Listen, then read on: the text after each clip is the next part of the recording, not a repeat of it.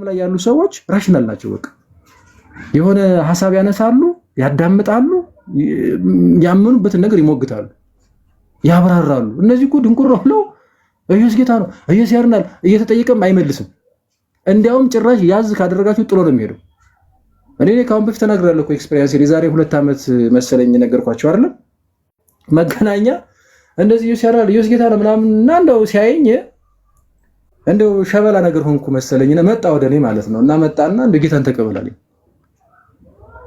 ኧረ የት አለ ምናምን ነገር አልኩት። አይ በቃ እሱ የሚያድን ነው የሚፈውስ ነው። ኧረ እባክህ ማተቤን አሳየሁትና እንዴ ግን አንተ ድነሃል አልኩት። አሁን ድኛለሁ። ይገርማል። በምንድን ነው የዳንከው? እንዴት ነው የዳንከው ስለው በቃ በእምነት ብቻ ነው የሚዳነው ምናምን አለ። ተጀመረ ሄርን መጽሐፍ ቅዱስ ልክ ጠቅሰን ማርቆስ ምናምን ስንጠቅስ በቃ ግራ ገባው አላበው ማለት ነው። አባቴ ጠብደል ጋርድ ነው የመጣው ወዮልህ ነው ያለኝ። እግዚአብሔርን እንደዚህ ባልምልም ደስ ባለኝ ነበር። እና የሆነ ሲስተማቲክ በሆነ መንገድ የሆነ ሊዝትብኝ ነው የሞከረው። በቃ እግዚአብሔር አንተ እንደዚህ ይቀጽፍሃል፣ እንደዚህ ያረጋሃል፣ ኢየሱስ እንዲህ ያረጋሃል ምናምን እንዴ በሐሳብ በትምህርት ሲሸነፉ ወደ ሟርት ነው የገቡት ማለት ነው። እኔ ምንም ዲሲፕሊን በሆነ መንገድ ነው አይ ይሄ እኮ መጽሐፍ እኮ እንዲህ ይላል አንብበው እንዲህ ይላል። እሱስ እንዲህ መጣ ሌላ መጣ እንዲህ በስማ እንዲህ በአንድ እንትን አንስቶ ቢወረውረኝ ራሱ አልገኝም ማለት ለመናገር እንደዚህ አካሉ ራሱ እንዲህና እንዲህ እያለ መጣ። ጋርድ ለካለሁ። ከዛ አይ ሰውዬ እናንተ ሌላ ነገር ውስጥ ሊገባ ነው እንዴ በስጋ ሊገለጥብኝ ነው እንዴ ምናምን ነገር ብዬ እንትን ስል በዛቻ ብቻ አደረገው። ተመስገን እና በሟርት አደረገው ማለት ነው። እና እንደዛ አይደለም ሐሳብ ሲመጣ እሱን በደንብ አድርጎ ምናምን በቃ በደንብ ማስረዳት እንጂ ዝም ብሎ ይመደናቆር ዝም ብሎ እልህ እነሱ ሳይዱን ጨለማ ውስጥ ሆነው ግን እንደዳነ ሆኖ እንደዚህ በቃ ኢየሱስ ጌታ ነው ጌታን ተቀበሉ። ማይሽ ተቀበላችሁት እናንተ? የለም እኮ ፈሪሳይነት እኮ ነው ያለው። ተቀብያለሁ፣ ድኛለሁ፣ አምኛለሁ ምናምን ፈሪሳይነት ነው ያለው። ሲታይ ስትበረበር በቃሉ ሚዛን ስትመዘን የለህም ወዳጅ። ምናብ ውስጥ ቅዠት ውስጥ ነው ያሉት ብዙዎቹ። እና ቆም ብሎ ማየት ያስፈልጋል። ስለዚህ እኛ እመቤታችንን ስናነሳ ቅዱሳንን ስናነሳ በአጠቃላይ እንደው ከአምላካቸው ጋር እያወዳደርን እንደዛ ኧረ እንደሱ አይደለም በፍጹም። እና እንደዚያ የማስመሰል አይነት አካሄዶች የህፃን አካሄዶች ከነሱ ተመልክቼ ነበር ለማለት ያህል ነው። ቀሲስ ገብተዋል። ቀሲስ ይፍቱኝ ባርኩኝ። እንዴት አሉ? መምህር ደህና ነዎት? እግዚአብሔር ይመስገን። እንዴት አሉ ቀሲስ? ታችሁ ለምን አይገቡም ሲሉኝ እኔ ያለውኝ እና እኔ ግን ራሴን አላየውም። ይገርማችኋል። ያው ስሜ ነው የሚታየኝ። በጣም ወደ 2 ወር ሊሆነው ነው የራሴን ፕሮፋይል ማየት ካቆምኩኝ። ያው ሪፖርት በዝቶበታል። እኔ እንደ ቀለሜ ስልኬ ጋለ ቤት ጠበበኝ አላልኩኝ። ምን አለበት አሁን እኮ ፍቱኝ ይፍቱኝ መባል የቀርቶ ፍቱኝ ወደ ማለት እየተዘዋወርኩ ነው። ምን ነው ቀሲስ? አይ ቲንክ ሪፖርት በዝቶበት መሰለኝ። አይታየኝም ፕሮፋይሌ። ወይ እንደዛ ነው የሚሆነው። እኔ ጋር ግን ይታያሉ። ጥቁር ሆኖ ነው የሚታየኝ። እንትኑ ይታየኛል፣ ፍሬሙ እኮ ይታየኛል እና ስሜ ይታየኛል። ግን ጥቁር ፕሮፋይሌ ምናምን አይታየኝም። ጥቁር ሆኖ ነው የሚታየኛው። ሪፖርት ምን አድርገው ነበር ሰሞኑን? እኔ እኮ የጎዳና ትምህርት የጎዳና ተዳዳሪ የአዙዛ ስትሪት እኛ ሰፈር የተመሰረተ ትምህርት እኮ ከጴንጤው ባልተናነሰ ነው የሚጠላኝ።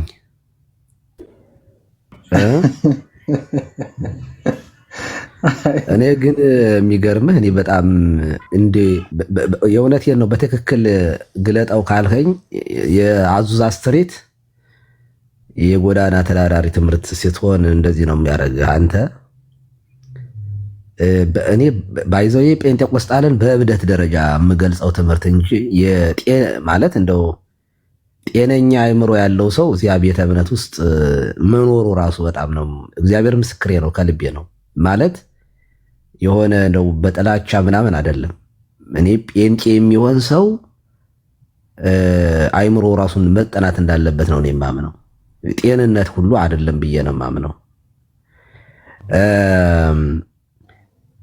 የሆነ ፕሮግራም እንደ ሀገር በሀገር ደረጃ እምነት ሳይል ያለ እምነት ልዩነት ጴንጤውንም ሙስሊሙንም ኦርቶዶክሱንም ሰብስበህ ካቶሊኩንም ሰብስበህ ውድድር አሸናፊ የሆኑትን ሰዎች ለመሸለም ጠርተህ ሸላሚ ሆነህ እዚያ ፕሮግራም ላይ ተገኝተህ እኔ ግን የምሰጣችሁ ሽልማት ብለህ ቦታ ሳይኖር ሲቀር እንደዚህ ነው የምትሆነው። የጎዳና ተዳዳሪ ትምህርት በትክክል የሚገልጠው ይሄንን ነው። ባገኘው ዝም ብሎ የሆነ ወንጌል እኮ በጊዜውም አለጊዜውም ይሰበካል። ግን በጊዜውም አለጊዜውም መስበክ ማለት ብለህ ማበድ ማለት ነው እንዴ? እና ይሄ እውነት ለመናገር ከሆነ እንደ ቀላል የምናየው ነገር አይደለም። የመንግስትን ውድቀት የከሰረ መሆኑን የሚያሳይ ነገር ነው። በጋሻው ቤተክርስቲያኗን ሲሳደብ ቤተመንግስት ተጠርቶ ተሸለመ። ለናሰገድ መሬት ተሰጠ። አሁንም በዚህ ልጅ በኩል የሚነገረው ንግግር ሁሉ የንቅል ነን ኦርጋኒክ ኦንሊ ለስልጣን የጓጓ ይላል አቦይ ስብሐት ሲገልጠው። እና እንደዚህ ያለ የንቅል ትምህርት ስትሆን እንደዚህ ነው የሚያደርግህ። ይሄ መነቀል ነው እውነት ለመናገር። አንተ በፕሮግራሙ ላይ መሪ ሸልም ተብለህ ንግግር አድርግ ተብለህ ተጠርተህ ስላለው ነገር ታወራለህ እንጂ ታብዳለህ እንዴ አንተ አብረህ። እና ይሄንን ደግሞ ጀስቲፋይ ለማድረግ ደግሞ ሲፈራፈሩ እነዚህ እነ ቃሌን አየሁኝ። ይሄ ቃል የሚሉት ልጅ ደህና ጤነኛ ልጅ ነበር። አሁን በጣም አብዷል። የሆነ በጣም ነቅሏል። በጣም የመናደድ በጣም መበሳጨት የመጨረሻ ሌላ እንትን ውስጥ ገብተዋል። በጣም በሚገርማቸው ሰው አጡ። ቤተ እምነቱ እየተፈታ ነው። እዚያ ውስጥ ጴንጤም የነበሩትም ወደ መካነ ኢየሱስ እየሄዱ ነው። ስለዚህ ጎዳናም ላይ ሰብከው ማግኘት አልቻሉም። የመናከስ እንትን ነው የያዙት። አሁን ንክሻ ነው የያዙት። የመናደፍ የመበሳጨት ትነጫነጫታለህ እንጂ በውሸት ትምህርት ክርስትና አይመሰረትም። ክርስትና ግን ይኸው በግበበ ምድርም ሆኖ ያበራል። ክርስትና አንተ አደባባይ ላይ ወጥተህ እንደ ንቅል ጮኸህ ምንም አታገኝም። ጠብ እስኪ እንደው በጋርድ የሚሄድ አንድ ቄስ እስኪ አምጣልኝ። ተደብቀህ ፈርተህ በጋርድ የምትሄደው አንተ ሽጉጥ በያዘ ጋርድ ፓስተርህ። እና እውነት ለመናገር በጣም የሚያሳዝን ነው። እንደ ሀገር ራሱ ውድቀታችንን የሚያሳይ ነገር ነው። እና ዩቲ ነው ማንም የምትባል ልጅ ነበረች ሙስሊም። በጣም እንግዲህ በህዝብ ዘንድ ተወዳጅ ናት። እንግዲህ ይህችን ልጅ በሙያዋ መዝነህ ተወዳዳሪ አድርገህ ምረጡ ለማለት አምጥተህ ሙስሊም ናት ኢየሱስ የኔ ነሽ የሚውጣ አድርጊ እና ሙስሊም ጠርተህ አይ ባለህ ነገር ልሸልምህ ነው ብለህ አምጥተህ ኢየሱስን ተቀበል። ይሄ በነገራችን ላይ ክርስቶስን መስደብ ነው። ይሄ እንጂ ክርስቶስን እንድትቀበሉ ማድረግ አይደለም። ክርስቶስን አለማክበር ነው። በጣም የእግዚአብሔርን ስም ማቃለል፣ ለእግዚአብሔር ለክብሩ ለወንጌል ክብር አለመስጠት ነው። ይሄ ማዋረድ ነው ወንጌልን። እውነት ለመናገር ሰዎቹ ቁም ነገር ሰጥተው ለእውነት እንዳይኖሩ ወንጌልን በፍቅር ሰዎቹ ሰምተው እንዳይከተሉ የሚያደርግ ጥላቻ ምን ታመጣላችሁ ይውጣላችሁ እንደየተባለ ወንጌል ይሰበካል እንዳንተ እና ኦርቶዶክሳውያን ልጆቹ ግን ምን አሉ? ተመራቂዎቹ በጣም ያስደስተኝ ነው። ይሄን ነገር ልበልና በጣም በእውነት የት ይጀላውራው እያልኩኝ ነበርና ከዛ ተመራቂዎቹ ግን ደስ የሚል ነገር ተናገሩ። እኔ ይሄ አዶናይ የሚባል ልጅ አይቼው አላቅም በህይወቴ ውስጥ። ማለት አምለሰት ላይ ነው ኢንተርቪውን ያዳመጥኩት። አምለሰት ላይ ከየት ይሁን በምን ይሁን ምን ይሁን ቲክቶክ ላይ ራሱ አይቼው እንደማለት ታውቃላችሁ። ከአምለሰት በኋላ ገብቻ ያለው 3 ሚሊዮን ተከታይ እንዴ! ቲክቶክ ግን ስንት ዓለም ነው ያለው እያልኩኝ ነበር። እኔ አይቼው አላቅም ጭራሽ። እና ግን ኢንተርቪውን አዳመጥኩትና በጣም ነው ያደነኩት። እግዚአብሔር በሚያውቀው በ20 ምናምን ዓመቱ በ6 ምናምን አንደር ረቲዮኒ ሆኖ ህይወትን ለማሸነፍ የሄደበት መንገድ አሜሪካ መጥቶ እዚህ ሲፈተን አልችል ሲል አቆራርጦ ካናዳ ገብቶ ጎዳና ላይ ወጥቶ መከራ አይቶ ደግሞ የሀብታም ልጅ ነው እኮ ይገርማቸዋል። ወደ ቤተሰቦች እንጀራ ልመለስ ሳይል ህይወትን በራሱ እንግዲህ ስህተት ይፈጽም ምን ቪዲዮውን ያይቻላል ጊዜ ነው የሚያውቀው። ግን በጣም በሚገርም ሁኔታ አሸነፈ። እኔ ይሄን ልጅ አፕሪሼት ነው የማደርገው በመድኃኒዓለም። እኔ ወንድሞቼ ሌሎችም ወጣቶች እችላለሁ፣ የማንንም የእናት አባቴ ጡረተኛ አልሆንም፣ ከማንንም አልጠብቅም፣ እግዚአብሔር ከኔ ጋር ይሆናል ብሎ ሰርቶ የሚለወጥን ሰው ማታደንቅ ከሆንክ አንተ ምቀኛ የለየለ ምቀኛና ሰነፍ ነህ ማለት ነው። በ26 ዓመቱ ቲንክ እኔ 42 ዓመቴ ነው ክርስቶፎርስ።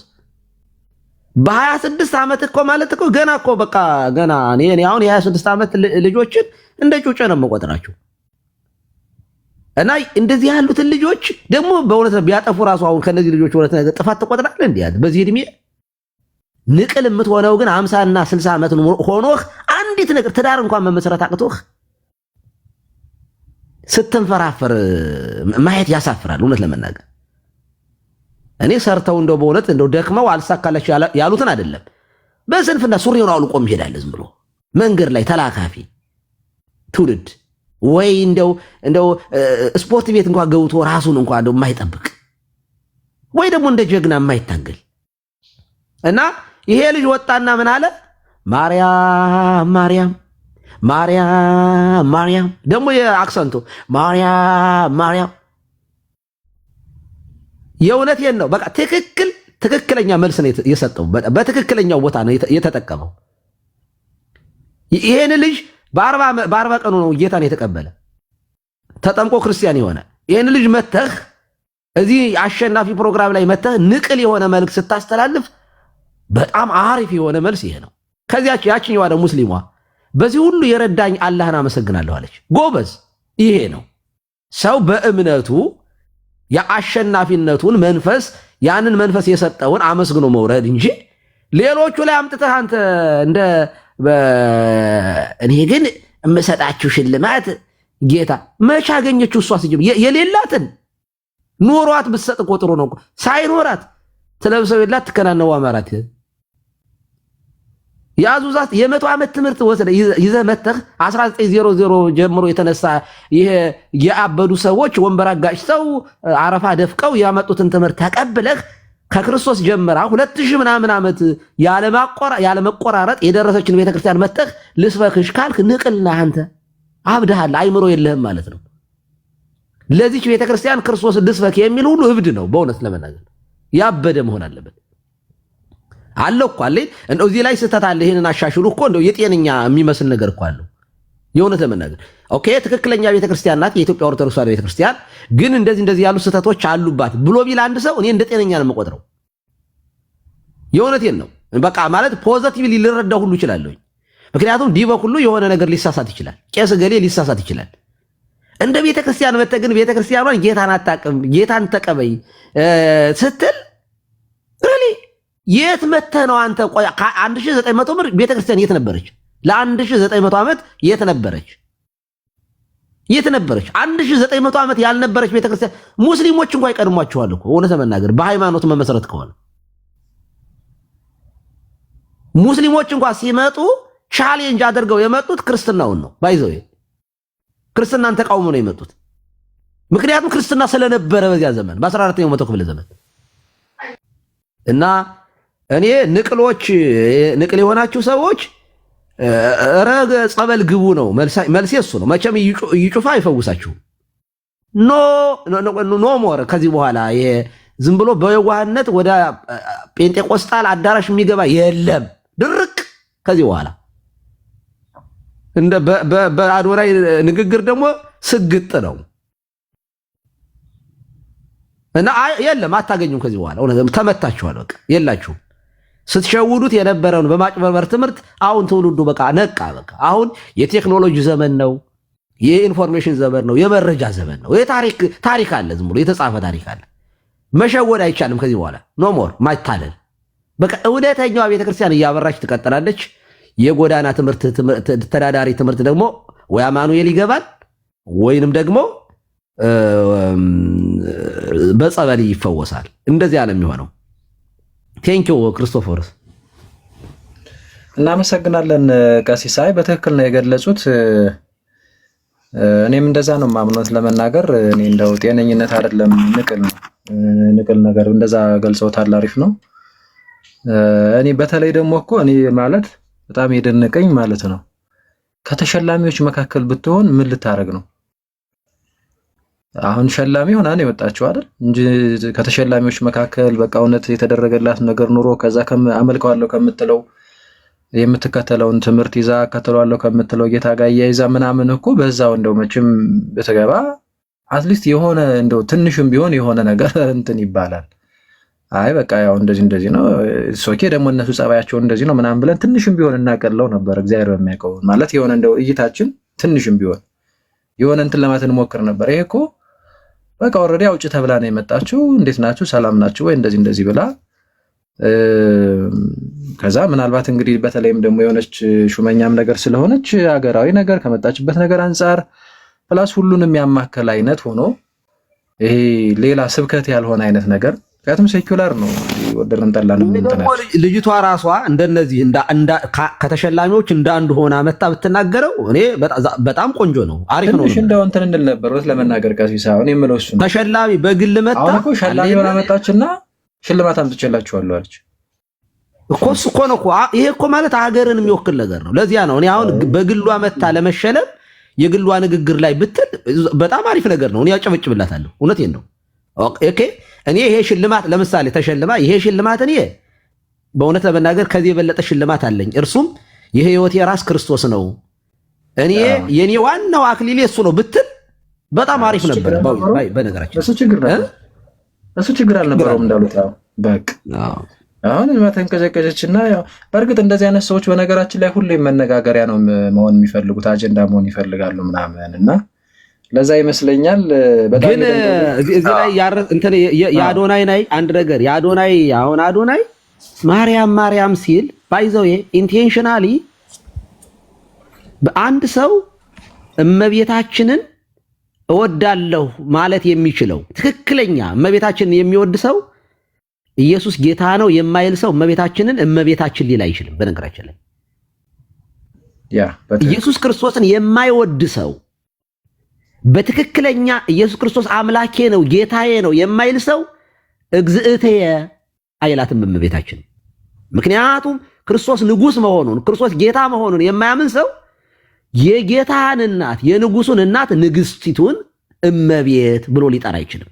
ዛት ሳይ ጴንጤ እመቤታችን የማይለው እስኪኑና ጴንጤዎች እመቤታችን ያለማቋረጥ እመቤታችን ማርያም እመቤታችን እስኪኑ ኑ ኢየሱስ ጌታችን ነው ካላችሁ ኑና እመቤታችን ማርያም እመቤታችን ናት በሉ እስኪ ኑና ወይ ከታች ጻፉ እስኪ ጴንጤ ሆናችሁ ኢየሱስ ጌታችን ነው ካላችሁ ንጉሳችን ነው ካላችሁ በእርግጥም እስኪ አሁን እዚህ ጋር ለቴክስት ብቻ አይደለም በትምህርታችሁም ላይ እመቤታችን በሏት እስኪ እሱ ጌታችሁ ከሆነ ለምን የንጉሱ እናት እመቤት ነው የምትባለው?